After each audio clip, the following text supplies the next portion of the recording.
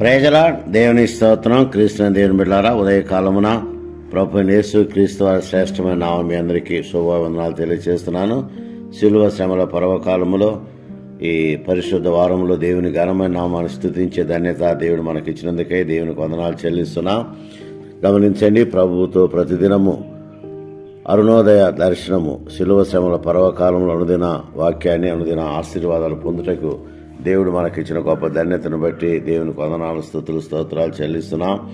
కృష్ణ దేవుని బిడ్డలారా, గమనించండి, దేవుని వాక్యాన్ని ధ్యానం చేసుకుందాం. మార్కు సువార్త 1వ అధ్యాయము 5వ వచనాన్ని చదువు. మార్కు సువార్త 1వ అధ్యాయము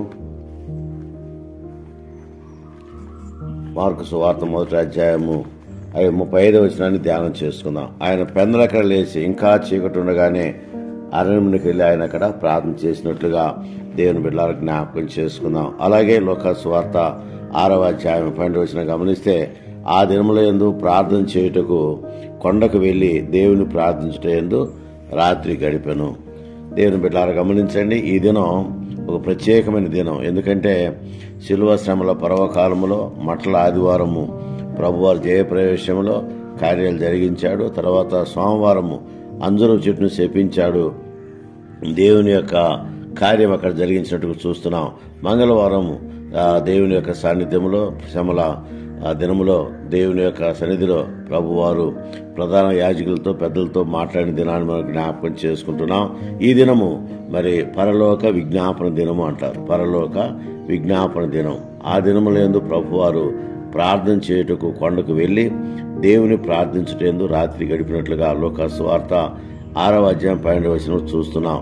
నిజమే దేవుని బిడ్డలారా, గమనించండి, ఈ దినం ప్రభువారు ఏ కార్యక్రమం చేయలేదు, కానీ ఆయన విజ్ఞాపన చేయుటకు ఒలివల కొండకు వెళ్లి ఆయన సమయం గడిపినట్లుగా చరిత్ర మనకు తెలియజేస్తుంది. కొన్ని ప్రాముఖ్యమైన విషయాల కోసం ఈరోజు ప్రభు యేసు క్రీస్తు వారు ప్రార్థించినట్లుగా దేవుని బిడ్డలకు జ్ఞాపకం చేసుకుందాం. మొట్టమొదటి విషయం గమనిస్తే, పాపులందరి కొరకు ఆయన విజ్ఞాపన చేయుటకు ప్రారంభించాడు. పాపులందరి కొరకు, లోకమున్న పాపులందరి కోసం ఆయన విజ్ఞాపన చేయుటకు ప్రారంభించాడు.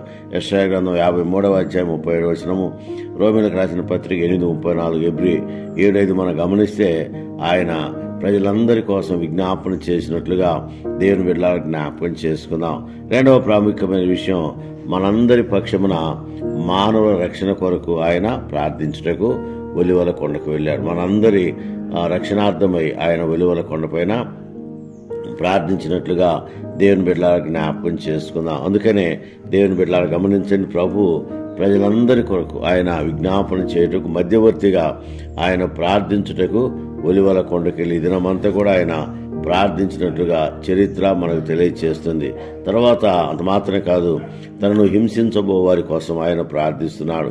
వారిని శిక్షించమని అడగలేదు, కానీ వారిని క్షమాపణ కోసం ఆయన ప్రార్థన చేస్తున్నట్లుగా దేవుని బిడ్డలకు జ్ఞాపకం చేసుకుందాం. ఈ బుధవారం ప్రభు యేసు క్రీస్తు వారు శిలువలో ఆయన బలియాగముగా, బలిదానముగా, యజ్ఞప్రశువుగా, యజ్ఞక్రతువుగా బలి పొలి యాగమవుటకు ఆయన ఇక్కడ సిద్ధపాటు దినమని కూడా దేవుని బిడ్డలకు జ్ఞాపకం చేసుకుందాం. ఎందుకంటే ఆయన హింసించు వారి కోసము ప్రార్థన చేస్తున్నాడు, కానీ వారికి క్షమాపణ అనుగ్రహించాలని ప్రభువారు దేవుని దగ్గర సహవాసంతో కూడిన ప్రార్థన చేస్తున్నట్లుగా దేవుని బిడ్డలకు జ్ఞాపకం చేసుకుందాం. అలాగే ప్రభు యేసు క్రీస్తు వారు మధ్యవర్తిగా, అనుసంధానకర్తగా దేవుని దగ్గర ఆయన విజ్ఞాపన చేస్తున్నాడు. తిమోతికి రాసిన మొదటి పత్రిక 2:5 మనం గమనిస్తే ఈ మాటలు మనకు తెలుస్తుంది. అలాగే యోహాను రాసిన మొదటి పత్రిక 2వ అధ్యాయం 1వ వచనములో ఈ విషయాలు మనము జ్ఞాపకం చేసుకుంటున్నాం. కనుక దేవుని బిడ్డలారా, గమనించండి, ప్రభు యేసు క్రీస్తు వారు మరి ప్రజలు శోధనలో ప్రవేశించకుండా, శిష్యులు కూడా శోధనలో ప్రవేశించకుండా మెలకువగా ఉండాలని ఆయన ప్రార్థిస్తున్నట్టుగా దేవుని బిడ్డలకు జ్ఞాపకం చేసుకుందాం. మత్తయి సువార్త 26వ అధ్యాయము 40వ వచనాన్ని మనం జ్ఞాపకం చేసుకుందాం. అంత మాత్రమే కాదు, ఏకాంత ప్రార్థనలో ప్రభు యేసు క్రీస్తు వారు మనందరి కోసం ఈరోజు ప్రార్థిస్తున్నట్లుగా దేవుని బిడ్డలకు జ్ఞాపకం చేసుకుందాం.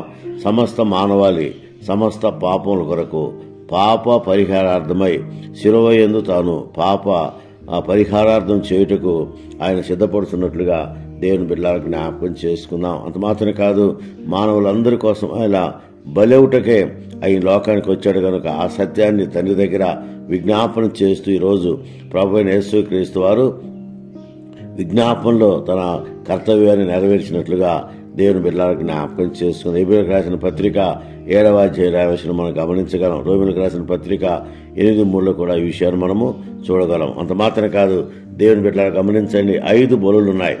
5 బలులు నెరవేర్చడం కోసం ఆయన ఈరోజు విజ్ఞాపన చేస్తున్నాడు. గమనించండి, 5 బలులు కోసం ఆయన ప్రార్థన చేస్తున్నట్లుగా దేవుని బిడ్డలకు జ్ఞాపకం చేసుకుందాం. ఈ బలుల విషయమై ప్రభువారు విజ్ఞాపనలు చేస్తున్నట్లుగా దేవుని బిడ్డలకు జ్ఞాపకం చేసుకుందాం. దహన బలి, నైవేద్య బలి, సమాధాన బలి, పాప పరిహారార్థ బలి, అపరాధ పరిహారార్థ బలి కోసం ప్రభువైన యేసుక్రీస్తు వారు సిలువలో ఆయన మరణించుటకు సిద్ధపడుతున్నట్లుగా దేవుని బిడ్డలకు జ్ఞాపకం చేసుకుందాం. అందుకనే దేవుని బిడ్డలారా, ఉదయకాలమున గమనించండి, ప్రభువుతో మనము ప్రతిదినము ఈ కార్యక్రమంలో ముందుకు సాగుతున్న విధానం బట్టి దేవునికి వందనాలు చెల్లిస్తూ, ప్రభువే ఆయన తన యొక్క కార్యము తండ్రి యొక్క ఎదుట సంపూర్ణంగా ఆయన నెరవేర్చుటకు ఈరోజు సిద్ధపడిన దినమని దేవుని బిడ్డలకు జ్ఞాపకం చేసుకున్నాం.